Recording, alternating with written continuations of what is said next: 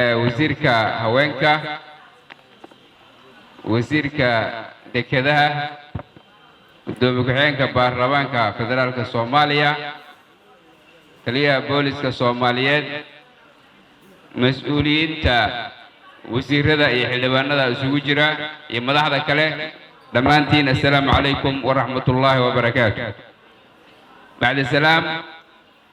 sharaf ayay noo tahay maantii inaan idinkala soo qayb galno ama aan kala soo qayb galno haweenweynaha Soomaaliyeed munaasabadda 8 Maarso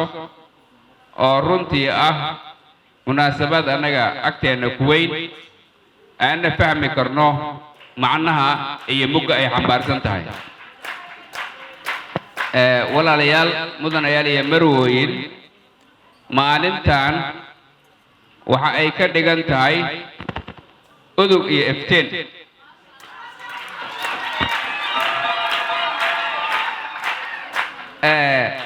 haddii guriga aad timaado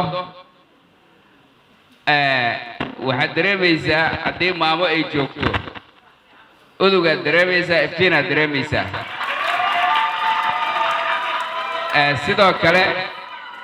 goobaha fagaaraha oo sidaanoo kale ah marka aad timaadidna waxaad dareemaysaa hadday gabdho joogaan raynrayn iyo nashaad ayaad dareemaysaa dhinaca kale haweenka waa shuclad aan la'aanteed la ahaan karin taasoo Allah subxaanahu wa tacaala markuu aadam uumay oo ilaahay subxaanahu wa tacaala oo ogaaday inuusan keligiis ahaan karin uu sameeyey lamaanihii la noolaan lahaa sidaas ayay u caddahay doorka hooyada ama haweenku inuu yahay mid lagama maarmaan ah dhinaca kale markaa fiiriso annaga luqadda aan ku hadlayno waxaa la yidhaahdaa afka hooyo dalkeennana waxaa la yidhaha ciidda hooyo calankana waxaa la yidhaha calanka hooyo marka bal adigu isweydiiyo adoogu muxuu leeyahay adoogu wuxuu leeyahay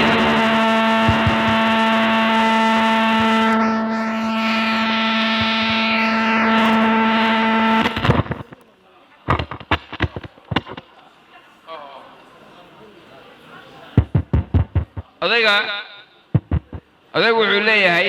abtirsiimo uu leeyahay abtirsiimeen waaba la isku dilay sooma marka dhinaca kale oo diinta aad nabiga calayhi salaatu wasalaam oo ah ergeygii Allah uu noo soo diray marka uu ka hadlayo xuquuqda waalidka xaqa koobaad hooyadu siiyey xaqa labaadna hooyadu siiyey midka saddexaadna hooyadu siiyey marka bal adigu dhinac walba ka fiiriye doorka hooyadu sidaas uu cadi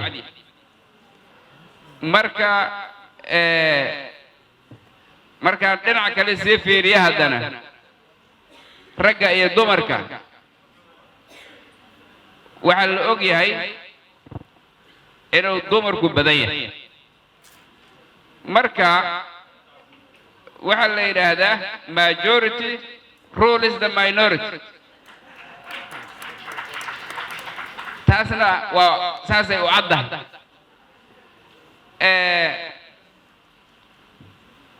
marka aqoonta laga hadlayana horumarka adduunka waxa lagu qiimeeyaa percentage-ka gabdhaha waxbartay ayaa lagu qiimeeyaa waddan walba numberka waxbartay ee gabdhaha ama haweenka inta uu la egyahay ayaa wuxuu ku cabir yahay waddankaas horumarkiisa haddii gabdhaha waxbartay ay nagu badan yihiin taas waxay ka dhigan tahay horumarkeena inuu sarreeyo adigu dib u fiiriya markii haddii horumarkeennu inuu sare maro oo dad horumaray inaan noqonno haddii la rabo waa inaan roolkooda siino oo mudnaanta koowaad aan siino gabdhaha qof kasta oo horteyda fadhiya wuxuu og yahay gabadha wax baratay doorka ay ka ciyaarto ama mujtamaca bulshada ay ka ciyaarto ama ay ka ciyaarto guriga ay ka ciyaarto waxa badan rag wax bartay oo haddana aan miro wanaagsan laga guran waad ogtihiin laakiin ma badna gabar wax baratay oo waxbarashadeeda khasaartay haddii horusocod iyo xoogaa niyad wanaagsan hadda lagu arkay Soomaaliya taas macnaheedu waxa waaye iskuullada iyo jaamacadaha ayaa gabdhuhu ku badan yihiin waa hadda marka waa dhab arrintaas maxaa yeelay xilligii adkaa ee duruufaha aan soo marnay ayaa si toos ah waxaa loo taabtay roolka hooyadu ay u leedahay qoyska marka hooyadii oo wax baratay ka war sidaas ayay bulshada Soomaaliyeed ay dhadhamiyeen marka haddii qoysku uu ka kooban yahay 6 carruur ah oo 4 ay gabdho tahay waxay hadda u badan tahay